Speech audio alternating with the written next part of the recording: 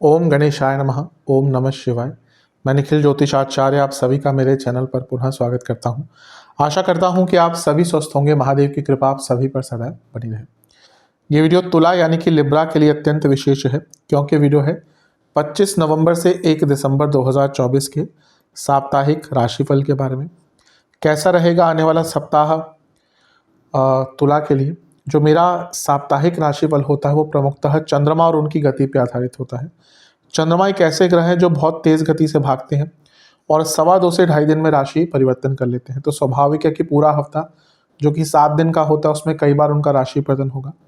मन के कारक होते हैं, उनकी विशेषता ये होती है कि जिस भी भाव में जाते हैं उसको एक्टिवेट कर देते हैं। इसी कारण से डे टू डे एक्टिविटीज़ पर प्रभाव उनका बहुत बढ़ता है, या उनके प्रभाव से डे टू डे एक्टिविटीज़ बहुत ज़्यादा इन्फ्लुएंस होती हैं, क्योंकि पूरे हफ्ते वो अलग अलग भावों में जाते हैं, राशियों में जाते हैं। इसी कारण से साप्ताहिक राशिफल की विशेषता भी बढ़ जाती है। किस प्रकार से ज्योतिष के माध्यम से अपने जीवन में थोड़ी गाइडेंस प्राप्त करें, क्या संभावितः अच्छा क्या संभावितः बुरा हो सकता है उसको जानें और उसके हिसाब से अपने जीवन को पूर्ण करें, या उसके हिसाब से अपने जीवन को समझें। इसके लिए साप्ताहिक राशिफल अति विशेष होता है। यदि आपकी लग्न राशि या चंद्र राशि तुला है, दोनों ही गाइडेंस के लिए इस राशिफल को देख सकते हैं। जहाँ से आपको ज़्यादा रिलेट करता है वहाँ से ऑब्जर्व कीजिए। टेक्निकली अलग अलग राशिफल नहीं बन सकते। जहाँ से आपको लगता है कि आपको ज़्यादा रिलेट करता है वहाँ से इसको देख सकते हैं। व्यक्तिगत तौर पे मेरा हमेशा से कहना है लग्न राशि देखेंगे तो अच्छा है। इनकेस नहीं पता तो चंद्र राशि से अवश्य इसको ऑब्जर्व कर सकते हैं। शुरू करते हैं। चंद्रमा आपके 12वें भाव में आ जाएंगे, 12th हाउस में। ये होगा 25 नवंबर सुबह 5 बजे और 27 नवंबर शाम के 6 तक यहीं पर रहेंगे। चंद्रमा का 12वें घर में आना बहुत अच्छा नहीं माना जाता।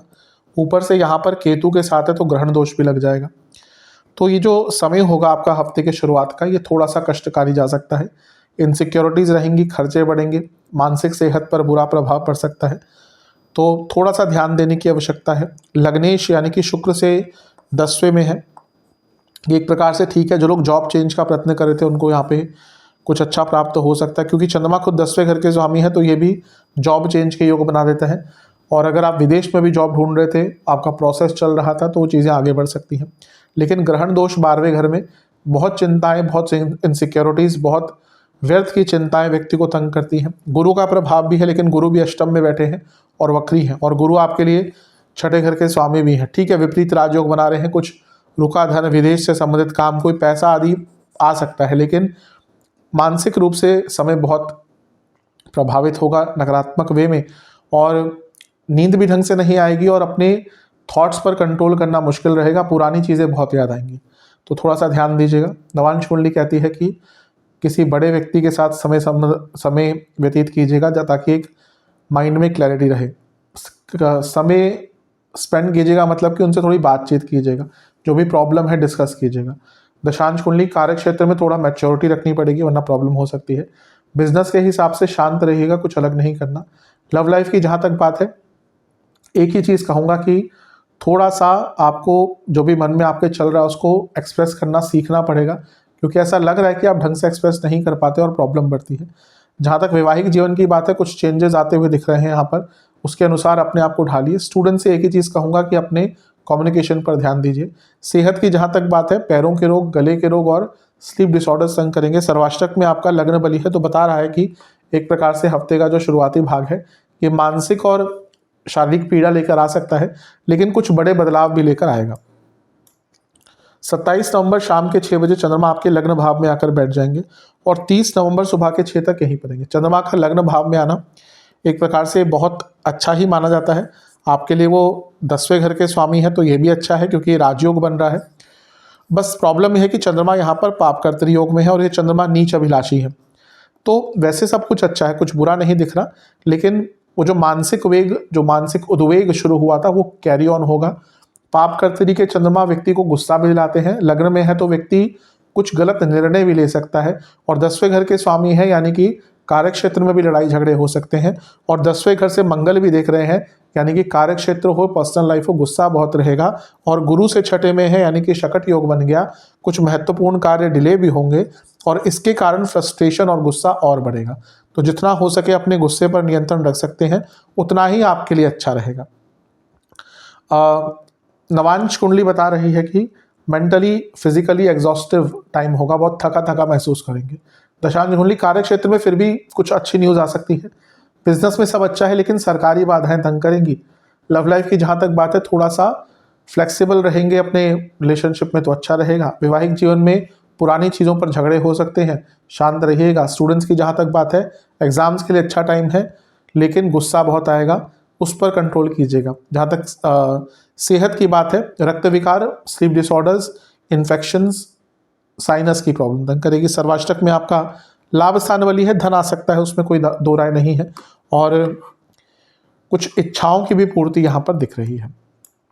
30 नवंबर सुबह के 6 बजे चंद्रमा दूसरे भाव में आ जाएंगे यानी कि वृश्चिक में, और सप्ताह के अंत तक यहीं पर रहेंगे। चंद्रमा का धन स्थान में आना एक प्रकार से अच्छा होता है लेकिन यहाँ पर चंद्रमा पर प्रभाव बहुत ज़्यादा है। अगर हम देखें तो नीच के चंद्रमा, बुध के साथ चंद्रमा की जोड़ी ऑलरेडी मैं कई बार बता चुका हूँ कि कंफ्यूज करती है, और ये बुध वक्री भी हो चुके हैं एक दिन पहले यानी कि 29 को।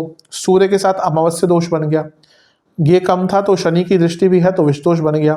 ये कम था तो अष्टम के गुरु की दृष्टि है जो खुद वक्री है, तो दो वक्री ग्रहों का बुध और बृहस्पति का चंद्रमा पर प्रभाव, ऊपर से राहु भी देख रहे हैं। तो जब इतना प्रभाव है ना चंद्रमा पर, तो कभी भी चंद्रमा पर इतने सारे ग्रहों का प्रभाव अच्छा नहीं माना जाता, क्योंकि चंद्रमा मन के कारक है। अगर आप किसी की कुंडली देखेंगे ना जहाँ पे चंद्रमा के साथ बहुत सारे ग्रह बैठे हैं या बहुत सारे ग्रहों का प्रभाव है, वो व्यक्ति सफल हो ना हो अलग चीज होती है, लेकिन उसके व्यक्ति के जीवन में इनकंसिस्टेंसी बहुत रहेगी, कभी कुछ करेगा कभी कुछ करेगा, क्योंकि मन है ना चंद्रमा।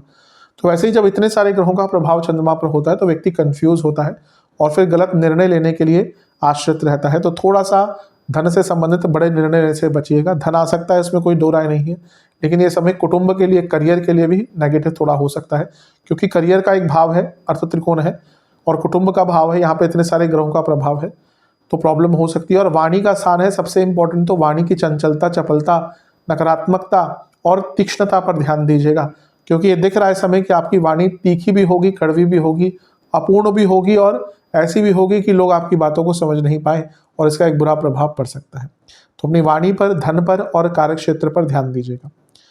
नवांश कुंडली बता रही है कि शांत रहना है, आत्ममंथन करना है। दशांश कुंडली कार्य क्षेत्र में पुरानी गलतियां दोहराते हुए दिख रहे हैं और इसकी सजा मिल सकती है, यानी कि प्रॉब्लम हो सकती है। बिजनेस की जहाँ तक बात है, अपने बिजनेस के अंडरस्टैंडिंग पर ध्यान दीजिए, उसके जो नुआंसेस हैं, उसके जो बेसिक्स हैं। लव लाइफ में बहुत बड़ा झगड़ा हो सकता है, शांत रहेगा। वैवाहिक जीवन ज़्यादा रिएक्ट नहीं करेंगे तो अच्छा होगा। जहाँ तक स्टूडेंट्स की बात है, सिंपल चीज़ों पर, छोटी चीज़ों पर ध्यान दें तो बहुत अच्छा है। सेहत के हिसाब से आपको गले के रोग, दांतों के रोग, आंखों के रोग, खाने के कारण प्रॉब्लम, फूड इन्फेक्शन तंग कर सकते हैं। सर्वाष्टक में आपका 12वां घर बली है, थोड़े खर्चे बढ़ेंगे अवश्य, लेकिन धार्मिक यात्रा का भी मौका या धार्मिक अनुष्ठान का मौका या मंदिर आदि जाने का मौका हफ्ते के अंत में मिल सकता है। उपाय के स्वरूप में दुर्गा चालीसा, काली चालीसा 2-2 बार पाठ करके दोनों ही देवियों को सरसों के तेल का दिया अर्पण कीजिएगा। आशा करता हूँ कि वीडियो काम आएगी। चैनल पर नए हैं, सब्सक्राइब कीजिए, वीडियो को लाइक कीजिए। मिलता हूँ आप सभी से अगली वीडियो में, तब तक के लिए ओम नमः।